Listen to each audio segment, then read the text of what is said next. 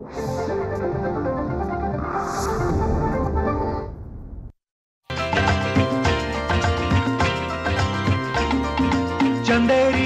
सोनेरी, चंदेरी सोनेरी, चंदेरी सोनेरी, चंदेरी सोनेरी, चटपटीत फिल्मी गप्पा, ताऱ्यांच्या गाठी भेटी, शूटिंगचा माहोल, तंत्राची ओळख, फिल्मी घडामोडी, अभिनय पारख, गाण्यांचं बहार, सिच्युएशन खटके पास. चंदेरी सोनेरी, चंदेरी सोनेरी, हा चंदेरी सोनेरी, चंदेरी सोनेरी. रसिक हो, चंदेरी कलावंतांच्या जीवनातील बहारदार सोनेरी आठवणींना उजाळा देणाऱ्या चंदेरी सोनेरीच्या या बहुरंगी मैफिलीत तुमचं अगदी मनापासून स्वागत. कधी कधी मनाला एक प्रश्न पडतो, जीवनाच्या वाटचालीत साहित्य, संगीत, चित्रपट, नाटक यांची नेमकी गरज काय? मी तुम्हाला एक किस्सा सांगते हं. अर्थात ही आहे एक चीनी लोककथा. एका रसिक माणसाला एकदा 2 रुपये दिले आणि त्याला विचारलं की बाबा रे, तू या 2 रुपयांचं काय करशील? तो सद्गृहस्थ म्हणाला, यातल्या 1 रुपयाची मी भाकरी घेईन आणि उरलेल्या 1 रुपयाचं एक सुंदरसं गुलाबाचं फूल. भाकरी आणि गुलाबाचं फूल कॉम्बिनेशन काही लक्षात नाही आलं. तेव्हा तो सद्गृहस्थ म्हणाला, यातली भाकरी मला जगवील आणि हे गुलाबाचं फूल मी का जगावं याचं कारण सांगेल. रसिक हो, जीवनात जगायचं कशासाठी याचं उत्तर जेव्हा माणसाला मिळतं ना, तेव्हाच त्याला कलात्मक आनंद मिळतो, जीवनाचा सूर सापडतो. आणि हा कलात्मक आनंद आपल्याला देत असतात आपले चित्रपट, चित्रपटातले कलाकार, तंत्रज्ञ. पण तसं बघितलं तर आता मराठी चित्रपटसृष्टी सध्या खडतर परिस्थितीतून वाटचाल करते. तिला गरज आहे ती तुमच्या मदतीच्या हाताची, सहकार्याची. मराठी चित्रपटांच्या बद्दल तुमच्या मनात किती प्रेम आहे ते व्यक्त करायची गरज खरं आज आहे. पण हे प्रेम तुम्ही व्यक्त कसं कराल? मी तुम्हाला एक गंमत सांगते हं. पश्चिम बंगालमध्ये लग्न झाल्यावरती एक विधी करतात. जसा इतर लग्नांमध्ये गृहप्रवेशाचा असतो तसाच हा विधी असतो. पण या गृहप्रवेशात तांदळाचे दाणे इतस्ततः पसरवले जातात. त्यानंतर त्या नववधूचा नवरा ते तांदळाचे दाणे एका भांड्यात गोळा करतो आणि आवाज न करता त्या भांड्यावरती झाकण ठेवतो आणि नववधूला म्हणतो, तुझे अवगुण मी असेच झाकून ठेवीन. त्यानंतर तो त्या भांड्यातले 4 दाणे घेऊन 4 दिशांना फेकतो आणि म्हणतो, तुझे गुण मी असे सर्वांना सांगेन. रसिकांनो, नेमक्या अशाच प्रेमाची, अशाच भावनेची गरज मराठी चित्रपटसृष्टीला तुमच्याकडून आहे. आणि आमची चंदेरी सोनेरीची मैफल अशा कलाकारांना, तंत्रज्ञांना दाद देण्याचं काम करते. तर मंडळी, गेली अनेक वर्ष मराठी चित्रपटसृष्टीमध्ये चैतन्याचा झरा खळाळता ठेवणारा, अखंड वाहत ठेवणारा, हसरा चेहरा असलेला, बोलका चेहरा असलेला कलाकार कोण असेल तर म्हणजे लक्ष्मीकांत बेर्डे. गेल्या चंदेरी सोनेरीच्या कार्यक्रमात तुम्ही लक्ष्मीकांत बेर्डे यांच्या मुलाखतीचा पूर्वार्ध पाहिलात. आज आपण बघणार आहोत त्याच मुलाखतीचा उत्तरार्ध. पण त्याआधी प्रथम त्यांच्या चित्रपटाची एक झलक.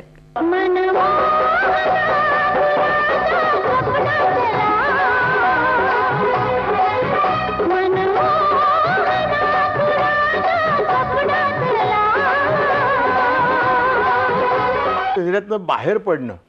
तू एक काही फार सुंदर एक वाक्य सांगितलं होतं. काय, आमची इमेज एका पिंजऱ्यामध्ये बंद आहे. बर. आणि त्याच्या 3 चाव्या आहेत. एक प्रेक्षकांच्याकडे आहे, बर. एक दिग्दर्शकाकडे आहे आणि एक प्रोड्युसरकडे आहे. ते जोपर्यंत ती चावी उघडून आम्हाला बाहेर काढत नाही तोपर्यंत आम्ही त्या पिंजऱ्यातच राहणार. तिघे मिळून ठरवायला लागते तिथंच. हा, तिघांनी मिळून जर काढली, बाबा ह्याला बाहेर काढूया, तर ते. मला सांग, हिंदी चित्रपटातले जे कॉमेडियन्स आहेत त्याच्यात तुझे स्पर्धक कोण आणि त्यांच्याशी टक्कर कशी देतोस? गमतीच्या कॉमेडीमध्ये कधी स्पर्धक नसावा आणि स्पर्धा असली तर हेल्दी स्पर्धा असावी. कारण कॉमेडी करताना हा दुसरा समोरचा आर्टिस्ट सुद्धा फार महत्त्वाचा असतो. मी एकटाच सगळं करून जातो असं नाही आहे ते. अच्छा. समोरची ॲक्शन रिॲक्शन जी असते फार महत्त्वाची असते. मग त्याच्यावर कॉम्पिटिशन करून उपयोग होत नाही. मग ते काय करतं, मिळून मिसळून काम करायला लागतं. आणि कॉमेडियन जेवढे आहेत ते आम्ही सगळे असे समजा दोघं जण, इव्हन अशोक आणि मी काम करत असलो तर आम्ही दोघं जण मिळून मिसळूनच काम करतो. म्हणजे अंदाज बाबा अशोक असं करूया, अशोक तसं करूया, अशोक म्हणा लक्ष असं करून बघ, तसं करून बघ, असं केलं. म्हणजे इथं कॉम्पिटिशन चालत नाही कॉमेडीला मुळात. त्यामुळे कोण कॉम्पिटिटर नाही, सगळे ते मित्रच आहेत. त्यामुळे पण जॉनी लिव्हर सध्या खूप जोरात. हा, जॉनी लिव्हर चांगला. मग त्याचा टायमिंग सेन्स, तुझा टायमिंग सेन्स, त्याची स्टाईल वेगळी आहे, माझी स्टाईल वेगळी. पण एकत्र असे आल्यानंतर काय घडतं असं मला केलं ना. अनाडे पिक्चर आम्ही केलं ना, फार सुंदर, लोकांना जाम आवडली ती कॉमेडी. ती टायमिंग त्याच्याप्रमाणे असतं ते. म्हणजे अगदी मजा येत असेल काम करताना सेटवरती. जॉनी तर सेटवर असेल तर काय म्हणजे बघायला, आउटडोरला असेल तर बघायलाच नको. जॉनी हेच म्हणतो लक्ष असेल तर मजा. दोघं एकत्र म्हणतेच म्हणतो, एकत्र मिळून सगळी कामं करतो आम्ही. बरोबर. नाही, एक असं नेहमी पाहतो आपण की हिंदीतले एखाद दोन पिक्चर हिट झाले की लगेच लोक सेक्रेटरी ठेवून देतात. त्या सेक्रेटरीचा रोल काय असतो रे? सेक्रेटरीचा रोल काय असतो की काही प्रोड्युसर असे खडूस असतात, त्यांच्याकडनं पैसे वसूल करणं. अच्छा. ह्याच्यापैकी काही नाही. काही चांगले प्रोड्युसर असतात, त्यांच्याकडे सेक्रेटरी पाठवत नाही आम्ही, तिथं आम्ही स्वतः जातो. अच्छा. खडूस असतात बाबा, ते तारखांच्या गोळ करतात, हे करतात. याच्यापैकी पिक्चर आणून देणं हे त्यांचं काम नसतं. अच्छा. कारण एखादा पिक्चर बाकीचं काम करत असताना तारखेचा पण घोळ डोक्यात ठेवायचा, ते पैसे आले की नाही ते डोक्यात ठेवायचं, त्यासाठी सेक्रेटरी हा कामाचा असतो. बाकी रोल स्वतःच्या ह्याच्यावर हिमतीवर मिळतात. बाकी अच्छा. नाही, अनेक प्रेक्षक तुझ्यावर प्रेम करतात, तर आउटडोअरला वगैरे अशी भेट होते का? असा काही प्रसंग आहे का? भरपूर भरपूर. म्हणजे एकदा साताऱ्याला मी शूटिंग करत होतो, एका पिक्चरचं नदी गाडी होतं. नवीनच गाडी घेतली होती माझी A1 मध्ये, आणि गाडी घेऊन गेलो होतो तिकडे. सगळा प्रेक्षक सगळ्या बाजूने. आणि तो असं होतं गमत, पेपरला जाहिरात दिली होती आज शूटिंग आहे म्हणून. एक होता विदूषकचं शूटिंग होतं, जब्बारने मुद्दा पण जाहिरात दिली होती. का त्याला तर प्रेक्षक पाहिजे होता, काय त्या सीन पण तसाच होता विदूषक मध्ये की मी स्टार झालेला आहे पिक्चरमध्ये आणि माझ्या आईचं 10वं आहे. त्यासाठी मी तिथं नदीवर आलेलो आणि सगळा क्राऊड बघायला आलेला आहे त्याला. तर त्यांनी मुद्दा दिला. ते इतक्या गाड्या होत्या, माझी गाडी तिथं, त्याच्या गाडीत बसलो होतो, लोक वर चढायला लागले, जोर मारायला. मी उतरलो खाली, म्हटलं ही याचा चावी तोडून टाका, म्हटलं ही गाडी माझी नाहीये, तुमच्याच पैशावर घेतलेली गाडी आहे म्हटलं. क्या बात आहे. मग त्याच्यानंतर 2-3 तिथले दादा, हे चला चला चला चला, हा लक्ष्मीकांतजी जावा जावा, असं कधी कधी वागायला लागतं प्रेमाने. नाहीतर मग ते फार वाईट. खरीच गोष्ट आहे ती, माझ्या पैशाने थोडीच गाडी आणली मी. बरोबर, तुमचीच गाडी, माझी नाही, तोडून टाका म्हटलं. क्या बात. पण इतकं खिलाडूपणे घेतलं. आणखी एखादा असा हृदयस्पर्शी किस्सा आहे का? आणखी असे बरेच आहेत किस्से. म्हणजे मी पुण्याला शूटिंग पण करत होतो, म्हणजे प्रयोग पण चालले होते. संध्याकाळी 5 आणि रात्री 9:30चा प्रयोग होता माझा. मी सकाळी शूटिंग करत थकलो होतो. रात्री 12-12:30ला प्रयोग संपल्यानंतर एक माणूस आतमध्ये आला. मला म्हणाला, लक्ष्मीकांतजी माझ्या मिसेसला तुम्हाला भेटायचं आहे. म्हटलं त्याला प्लीज आतमध्ये घेऊन या ना. म्हटलं मी त्याम थकलोय बाहेर, नाही म्हटलं येऊ शकत नाही. म्हटलं का? व्हीलचेअरवर आहे. अरे बाप. मी धावत बाहेर गेलो, बघितलं त्याला. तिने जवळजवळ कार्ट 25-30 वेळा बघितलं होतं. हो. त्याने मला सांगितलं की लग्नाच्या आधी ही व्यवस्थित, लग्न झाल्यानंतर तिला ॲक्सिडेंट झाला. आणि तिचे पाय गेले आणि ती जवळजवळ वर्षभर बोलत नव्हती. आणि माझा ज्यावेळेला टीव्हीला पाणी टंचाई म्हणून गजरा झाला होता टीव्हीला, तेव्हापासून ती हसायला लागली म्हणे. अरे बाबा. आणि मग माझे टीव्हीवरचे कार्यक्रम बघायला लागली, त्याच्यानंतर नाटकं बघायला लागली, पिक्चर बघायला. त्याच्यानंतर ते त्या आयुष्यात एकदम वेगळाच प्रकार आला. म्हणून तो नवरा मला म्हणाला की हे सगळं घडलं ते तुमच्यामुळे. म्हटलं माझ्यामुळे नाही, घडलं ते माझ्या विनोदामुळे. आणि माझ्यामुळे तर त्यांना बरं वाटत असेल तर खरंच चांगली गोष्ट आहे. तसा एक शिवाजी मंदिरला प्रयोग होता माझा. तर एक माणूस आला, प्रयोग संपल्यानंतर, वा बेटे साहेब 2.5 तास विसरलो सगळं. म्हणाला का? घरात मी सोडून सगळे आजारी आहेत, खिशात फक्त 5 रुपये, औषधाला पैसेच नाहीत. म्हणून इथे बघितलं तुमचं नाटक, 2.5 तास विसरलो घरात कोण आजारी आहेत. म्हणजे एवढे असे बरेच प्रसंग बघायला मिळतात. त्याला वाटतं की खरंच आपण काहीतरी करतोय लोकांसाठी आणि असं करत राहावं. बरोबर. नवीन प्रेरणा कुठल्या हॉस्पिटलमधून बोलवतात की असं आहे, कॅन्सरचं शेवटचं आहे, त्यांना तुम्हालाच बघायची इच्छा आहे. मग मी जातो तिकडे, जायला पाहिजे. अच्छा. असे बरेच प्रसंग होते. मला एक सांग की तू डान्सेस अतिशय छान करतो, स्टेप्स. म्हणजे मराठीतला एकमेव असा चांगला डान्सर की जो ऍक्टर आहे चांगला आणि डान्स पण चांगला करतो. ते डान्स करता काही शिकलास का? काय शिकलो नाही, लहानपणापासूनच. तुला आठवतं गिरगावमध्ये आपण गणपती विसर्जनाच्या म्हणजे शेवटच्या दिवशी मला म्हणजे खिचून घेऊन जायचे नाच करायला. म्हणजे असंच गोविंदा बिंदा कसे गल्लीत नाचायचे तसे गल्लीत डान्सर होतो. आणि शिकलं काहीच नाही. म्हणजे मराठी पिक्चर ज्याला कळलं, किस्सा फार चांगलाच. अरविंद लाड चांगले, सुबल सरकारला सांगितलं म्हणजे डान्स डिरेक्टर की लक्ष्मीकांत फार चांगला नाचतो. आणि सुबल सरकारचं असं आहे की त्याला कोणी सांगितलं चांगला नाचतो की त्याची वाटच लावतो. आणि माझं पहिलं गाणं मला आठवतं, माझं लग्न झालं दसऱ्याच्या दिवशी आणि मी त्याच दिवशी कोल्हापूरला गेलो आणि सुबल सरकारने म्हणजे प्रॅक्टिस घेतली.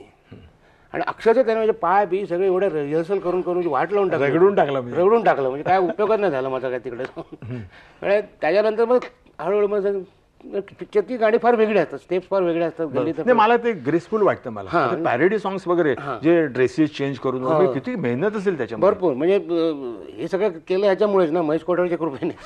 त्याने सगळं अंगाशी लावलं माझ्या पॅरोडी सॉंग. कळलं मी नकला बिकला करतोय, त्याने मग धुमधडाक्यात पहिल्यांदा सुरुवातीला टाकलं. आणि आता प्रत्येक चित्रपटात त्याचे पॅरोडी सॉंग आज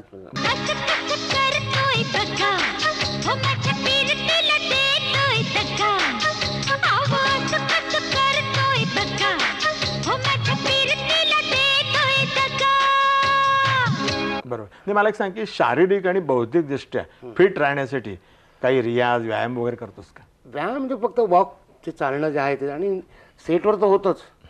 आज बऱ्याच दिवसांनी कॅमेऱ्यासमोर मी स्वस्त बसून बोलतोय. खरी गोष्ट नाही तर नेहमी कॅमेऱ्यासमोर उड्यात मारत असतो दिवसभर. बरोबर. डान्स म्हणा, फायटिंग म्हणा, हे म्हणा, त्यामुळे ते वेगळं करावंच लागत नाही. आणि फक्त एकच एक्सरसाइज करतो की फार कमी वेळा वापरतो, त्यामुळे थोडं त्याच्यावर नियंत्रण ठेवतो. बरोबर. त्यामुळे थोडंसं हे होतं. पण बौद्धिक दृष्ट्या राहिले वाचन वगैरे काही मुद्दाम? वाचन होतं, ते पेपर सकाळी वाचतो तेच. बाकीची पुस्तकं ती वाचतोच नेहमी, माझी ती बरीच वाचली. कारण विनोदी नटाला सतत काहीतरी पेपर खाद्य झारा पाहिजे ना चालू. पेपर खाद्य बरोबर. कारण पूर्वी नाटकामध्ये मी जी करंट टॉपिकवर नेहमी टाकत असायचो ना. बरोबर. तर म्हणजे बिघडले स्वर्गदारच्या वेळेला असंच झालं होतं. अचानक सुचलं होतं मला, पुण्याला शो होता आणि वरती मंत्री वरती जातो, मेल्यानंतर वर येतो, चुकून माझ्या जागी त्याला आणलेलं असतं. बरं. आणि त्याने सांगितलं तर मला तर मी काय खाली जाणार नाही, माझं मुख्यमंत्री पद गेलेलं आहे, तर मग इथं जाऊन राज्य करणार. तर मागे एक खुर्ची रिकामी दिसते त्याला, देव सगळे बसलेलं आहे ध्यानाचं, आणि एक खुर्ची बसली. मला वाटतं का ते अनधिकृत बांधकाम कोणाचं आहे, ते अधिकृत आहे, देवांचा राजा इंद्र त्याचा असं. म्हणजे वर आला तरी खुर्चीचा मोह सुटत, त्याला एकदम वर आला तरी खुर्चीचा मोह सुटत नाही. तुम्ही बारामतीचे काय असं मी म्हटलं. अरे बापरे.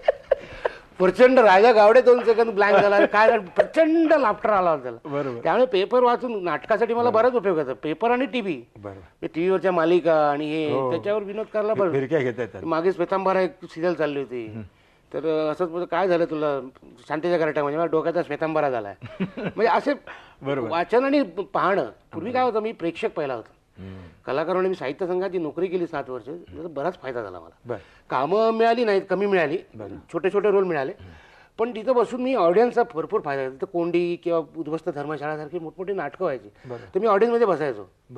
इव्हन ज्यावेळेला संगीत नाटकासाठी मी बाहेरगावी जायचो तेव्हा छोटे छोटे रोल असायचे माझे.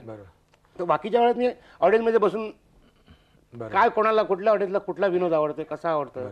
इव्हन मी नोकरी केली आयुष्यात 1च महिना केली एमको कंपनी. म्हणजे मॅट्रिकला बसलो होतो, वडिलांना गॅरंटी नव्हती मी पास होईन. मॅट्रिक गॅरंटी होती नापासची त्यांना गॅरंटी होती. तर त्यामुळे त्यांनी मला नोकरी लावलं. मला नोकरी करायची नव्हती, मला ऍक्टिंगच करायची होती. बरोबर. आणि 1 महिना मी नोकरी कशी गेली सर, काय करायचं, सकाळी टिटोळा फासने जायचो, कधी कधी झोपून अंबरनाथला जायचो, डोंबोलीला जायचो. तर कधी कधी तर समोरची माणसं अभ्यास करत बसायचं. कोण गुजराती बाई कसा ओरडतोय, हा कसा बोलतोय, म्हणजे बाजूबाजूला बसले असले तरी असं वाटतं की दिल्ली मुंबईवरनं बोलतायत. असं ते बारीक बारीक गोष्टी बघायला लागलो. ते आता मला हिंदी पिक्चरमध्ये उपयोग यायला लागले. म्हणजे मद्रासी किंवा हे रोल मला माणूस बघत बसायला आवडतं नेहमी. समोरच्या माणसाची काय वेगळी चांगली हे वाटलं की मी करतो. आणि म्हणतात की विनोदी नटाचे डोळे ब्लॉटिंग सारखे असायला टिपायला लागतं पटापट. मग अशी नाटकाचं म्हणायचं पूर्वी दादा कोंडकेंची विच्छा चालाय, लोक म्हणायचे की पेपर वाचू नका, विच्छा बघायला. तसं बिघडलेच वर्गाचे तसं बरं टूर आणि असं त्यालाही व्हायचं ते. आणि दादापासूनच स्फूर्ती आली. दादू इंद्रेकर त्यांची नाटकं भरूच बघायचो आणि त्यांचा जो उत्स्फूर्तपणा जो होता तो मला जाम आवडायचा. सतत चैतन्य स्टेजवर कॅमेरा समोर. बरोबर. आणि मला सांग की इतकं सगळं फिट राहिल्यानंतर फिजिकली म्हणजे मेंटली, बौद्धिकदृष्ट्या, शारीरिकदृष्ट्या भूमिका तुझ्याकडे चालत येतात का, तुला भूमिकांच्या मागे धावायला लागते? हिंदी मराठी दोन्ही आहे. म्हणजे मला सगळं चित्रपटामध्ये मला तसं जास्त काय मेहनत करावीच लागली नाही. भूमिकासाठी धावायला लागलं नाटकाच्या वेळेला. ही भूमिका पाहिजे मला, ती भूमिका पाहिजे. माझ्या तर दिलीप कोलटकरची 2 नाटकं मी केली, कशात काय लफड्यात पाय आणि उचल बांगडी. बरोबर. त्यात मला ते रोल आवडले नव्हते, मी जे करत होतो. बरोबर. मला नाराज होती, मला दिलीपला दुसरा रोल दे. थोडा लक्षात तू हाच रोल कर. आणि मग खरंच तसं झालं की कधी कधी मला पण कळलं नाही की कुठले रोल करावे आणि त्याच्यात काय एवढं कायच नव्हतं रोल, लिहिलं रोल. बरोबर. त्या रोलमध्ये कशात काय लफड्यात पाहिजे.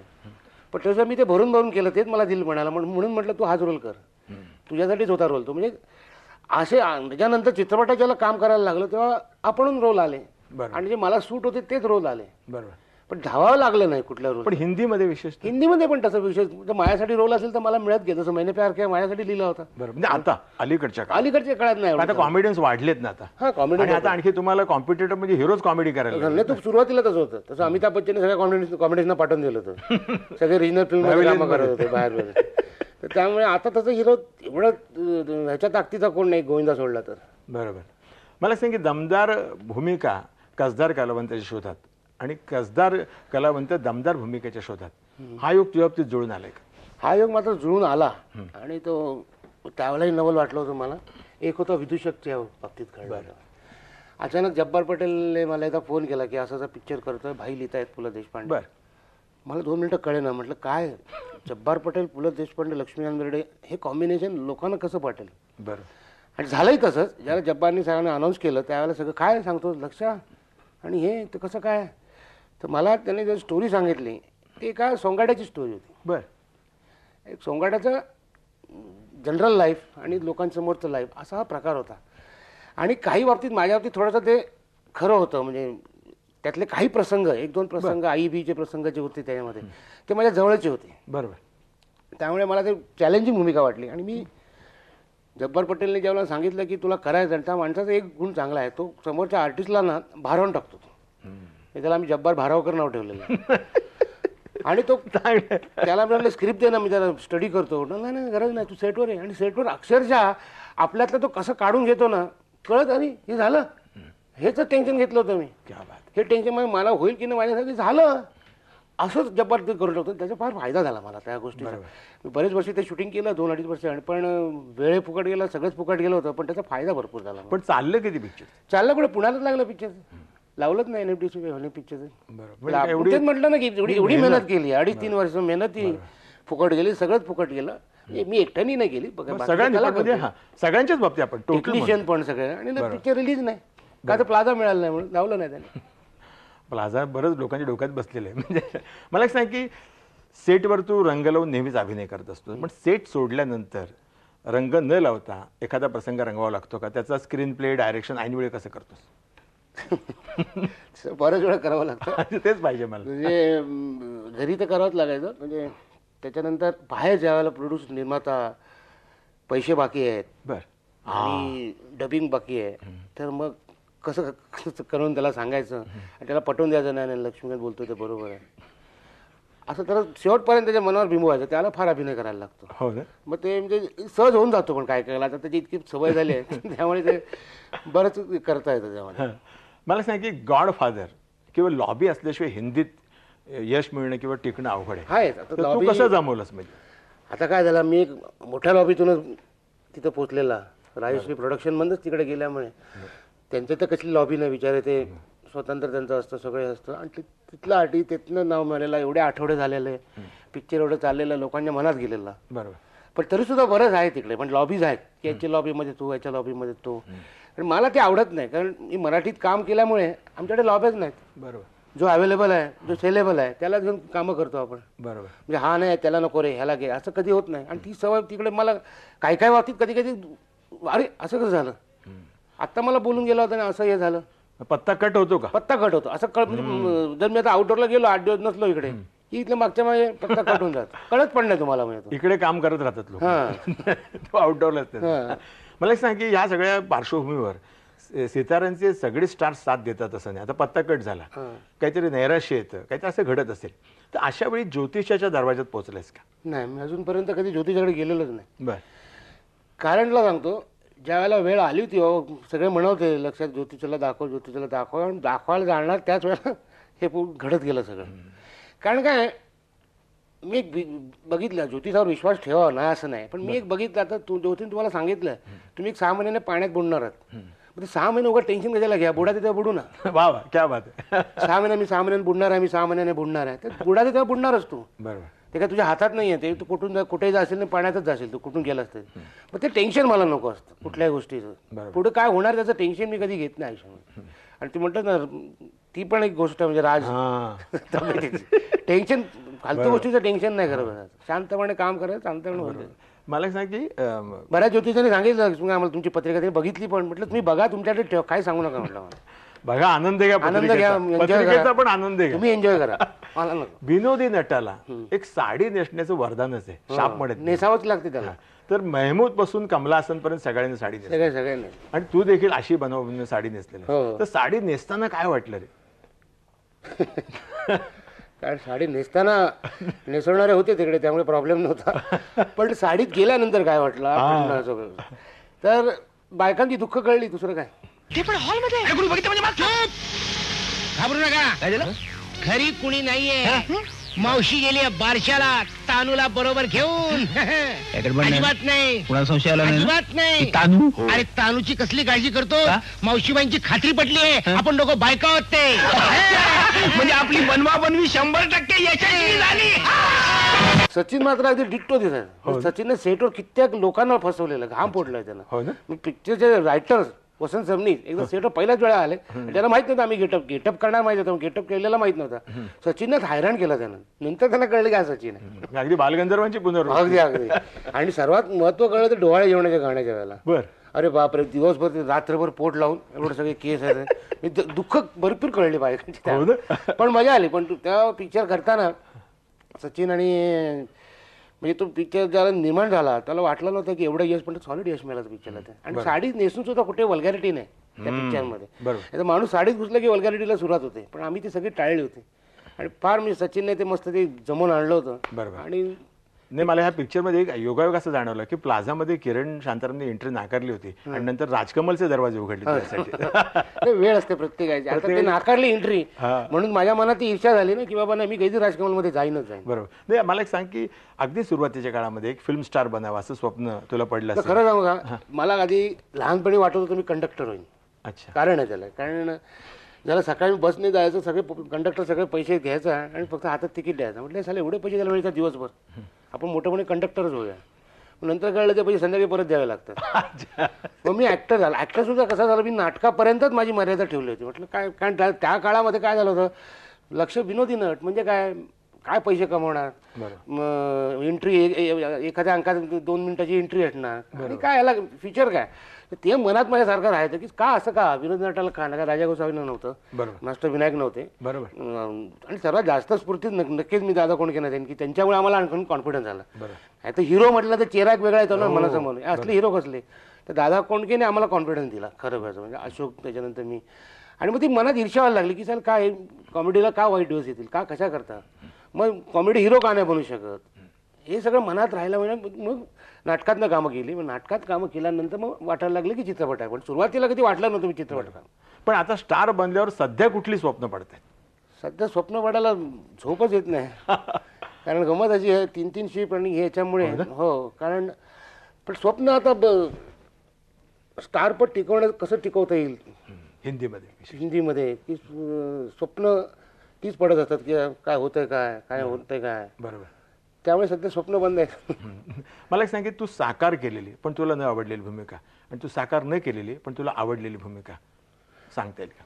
साकार केलेल्या न आवडलेल्या म्हणजे मनाविरुद्ध केलेल्या साकार त्या भूमिका कुठली पण बऱ्याच आहेत अशा. अगदी त्यातल्या त्यात देखणी न आवडलेली, म्हणजे न आवडण्यात देखणी, असे बरेच पिक्चर आहेत ते बोलत त्यांना कशाला दुखवायचं. आणि करायला आवडणारी अशी म्हणजे दुसऱ्याने केलेली, अशोकने केलेली खरा वारसदार मधला रोल. अच्छा, रोल चांगला, फार चांगला रोल होता. आणि की अशोकने केला म्हणत सुंदर. पण अशोकचं गमतच झालं, अशोकने ज्या ज्याला चांगलं काम केलं त्याला बक्षीस नाही मिळालं. असं झालं. पण तुला बरीच बक्षिसे मिळाली. मला 3 अशोककडे 14 आहेत. हो काय.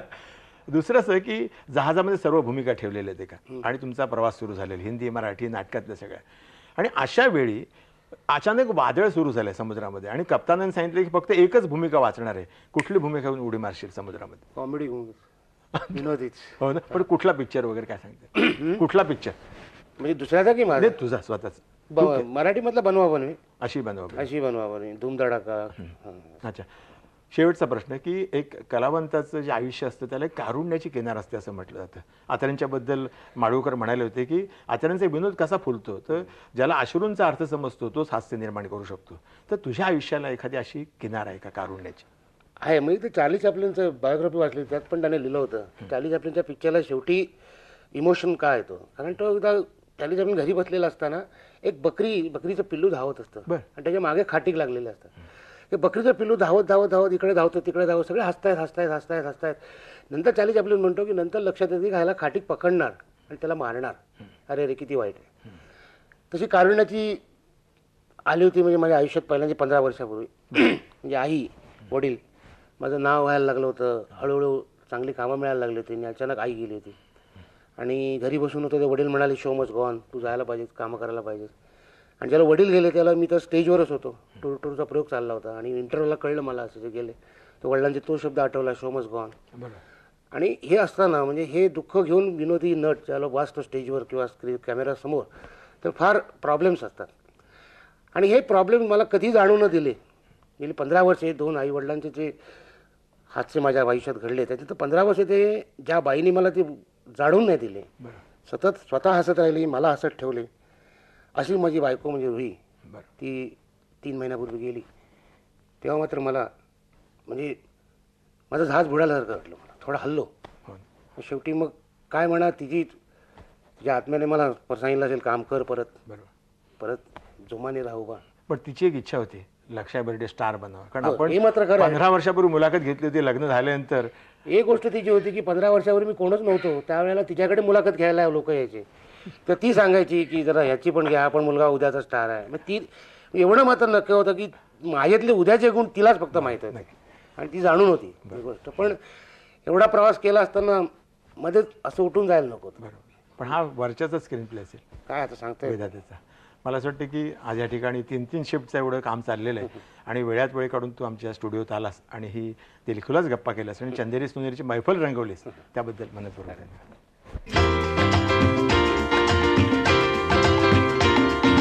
घराघरातील कथा कोणी मनातले सांगतो व्यथा. कधी कुसुल्या हसू कधी डोळ्यात जमत आसू. रहस्य रंजन प्रीती भंजन कधी न कळता डोळ्यात अंजन. चंदेरी ताऱ्यांचा पाहूया सोनेरी साज. चंदेरी सोनेरी चंदेरी